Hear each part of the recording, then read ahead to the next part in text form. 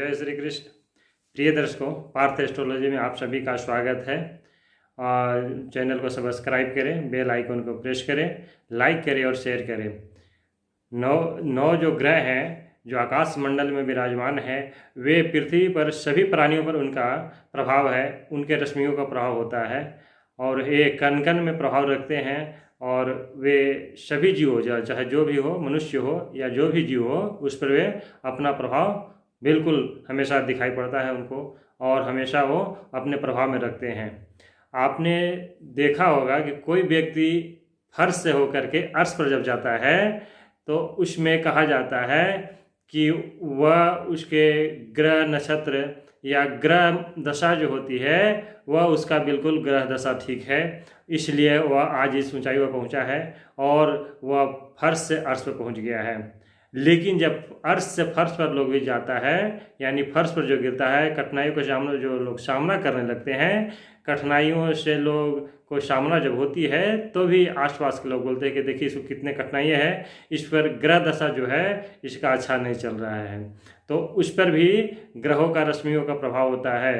तो चाहे लोग बुलंदी को छू ले या कठिनाइयों से जूझे, दोनों में ग्रहों का खेल होता है। ग्रह महादशा का, ग्रह दशा का सब प्रभाव होता है, जिससे व्यक्ति उसके बंधन में बंध जाता है, उनको रश्मियों में बंधन बन जाता है और सुख दुख, कठिनाई हो या फिर सफलताओं का ऊंचाई हो, दोनों छूता है।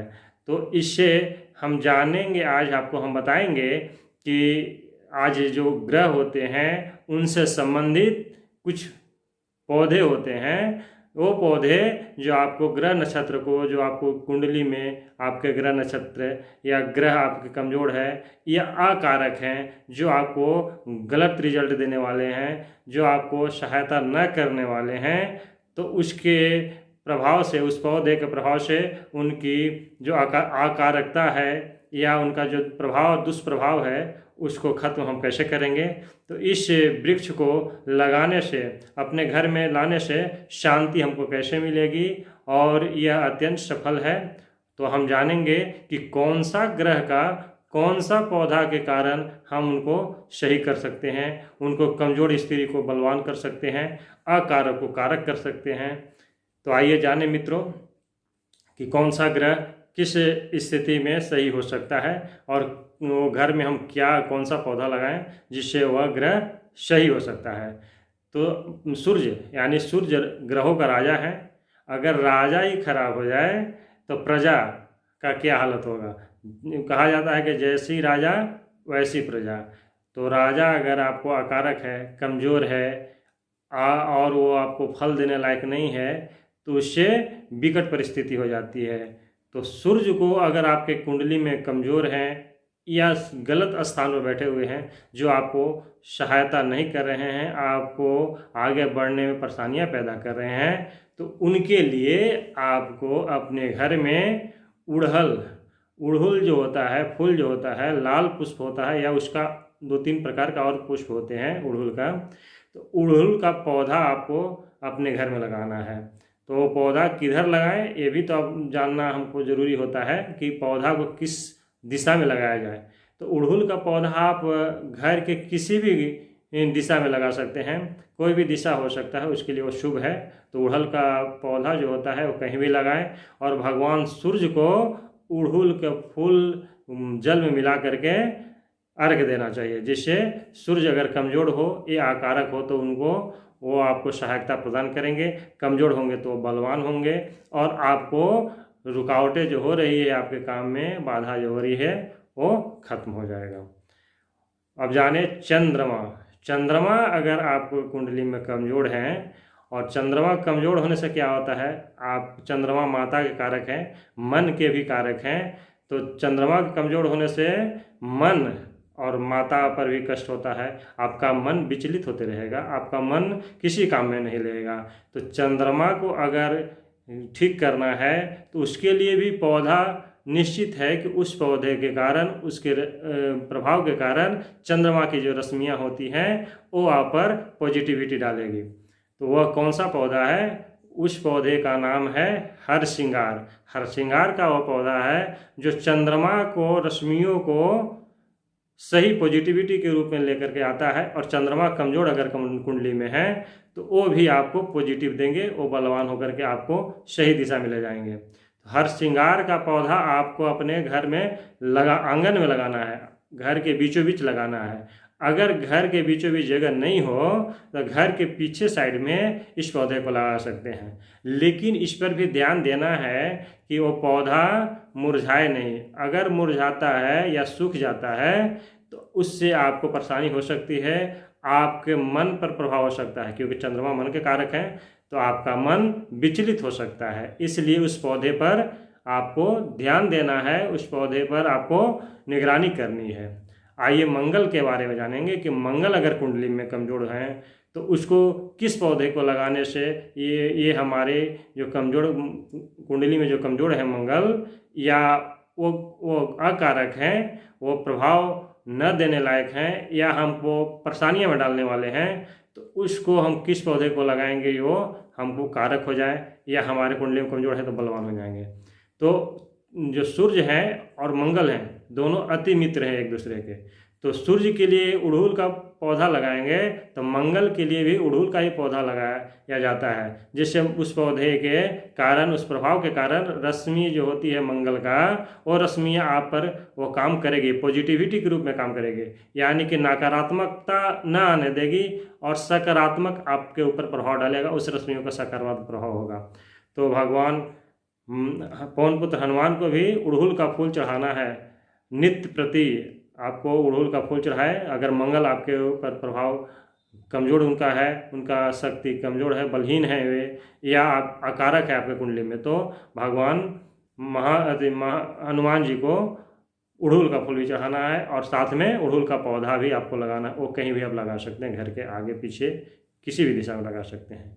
अगर बुध का अगर आपके कुंडली में कमजोर है, बुध के अगर आपके ऊपर अकारकता का प्रभाव है, या उनके कारण आपको कठिनाई हो रही है, आपके याददाश्त शक्ति में कमजोरी आ रही है, या उन जो आपके काम है उसमें रुकावट आ रही है, तो आप बुध के लिए अपने घर में दुर्वा लगाएं। दुर्वा किस दिशा में लगाएं? तो दुर्वा उत्तर दिशा की ओर लगाएं, और उत्तर दिशा की ओर लगाए, और साथ में बुधवार के दिन भगवान गणेश को और दुर्वा चढ़ाना है आपको। आप पूजा करने के बाद भगवान गणेश को दुर्वा का अर्पण करें, जिससे आपका बुध अगर कमजोर है आपके कुंडली में तो ठीक आपको पॉजिटिविटी के रूप में आपको ताकत देंगे, आपके कुंडली में वो पॉजिटिव होंगे, और उनसे आपको जो भी सफलता लेना है वो आपको सफलता मिलेगी। गुरु अगर आपके कुंडली में कमजोर है, या गुरु आपके अकारक के रूप में आपके कुंडली में विराजमान है, तो आपको केले का पौधा लगाना है। आपके घर के आसपास में जो पीछे हो, घर के पीछे साइड में हो, उसमें आप केले लगाएं। और अगर वहाँ जगह नहीं हो तो ईशान कोण में केले का रोपण करें। ईशान कोण जो होता है बृहस्पति का स्थान होता है, तो वहाँ केले को लगाएं, और केले को नित्य प्रति पूजन भी करना है। आपको पूजन करें, जिससे आपका अगर गुरु कमजोर स्थिति में है तो बलवान स्थिति में हो जाएंगे। अगर शुक्र आपके कुंडली में कमजोर है तो आप शुक्र के लिए तुलसी का पौधा आंगन में लगाएं, यानी घर के बीचों बीच में लगाएं। अगर बीचों बीच में आंगन में जगह नहीं हो तो इनको भी ईशान कोण में ही लगाएं, तुलसी का पौधा को लगाएं, और तुलसी के पौधे को पूजन करें। शाम में दीपक भी जलाएं, जिससे आपको शुक्र की प्रभाव सकारात्मक मिले, नकारात्मक न मिले। और कुंडली में कमजोर अगर शुक्र हैं तो आपको वो बलवान होंगे, जिससे आपको शुक्र जो है सुखों के कारक हैं, हर प्रकार के सुख उनके अधीन है। इसलिए शुक्र को मजबूत करने के लिए एक कर्म करें और तुलसी का पूजन करें, जिससे आपका शुक्र बलवान होंगे। अब अगर शनि आपके कुंडली में कमजोर हैं, अकारक हैं, या आपको काम में विघ्न डाल रहे हैं, तो आपको पौधा लगाना है, शमी का पौधा लगाना है। शनि पौधे में सभी देवताओं का वास होता है, जिस पर शनि का भी विशेष कृपा होती है। शमी वृक्ष पर, तो उस शमी वृक्ष को लगाएं, लेकिन किस दिशा में लगाएं? तो आपको घर के बाहर जो मुख्य दरवाज़ा है उसके बाहर में बाईं तरफ में ये शमी का पौधा लगाना है, और शमी के पौधा को लगाना है, उसको नित्य प्रति आप उसमें जल अर्पण करना है। और शाम में जो सरसों का तेल होता है उससे दीपक भी जलाना है। ये कर्म करने से नित्य प्रति करना है। इसको नित्य प्रति करने से शनि अगर कमज़ोर हैं या आपको रुकावटें काम में बाधाएं डाल रहे हैं, नकारात्मक स्थिति में हैं, तो वो सकारात्मक होंगे। वो बलवान होकर के आपको काम में सहायता प्रदान करेंगे। आपके जो रुकावटें आ रही है वो खत्म हो जाएगी।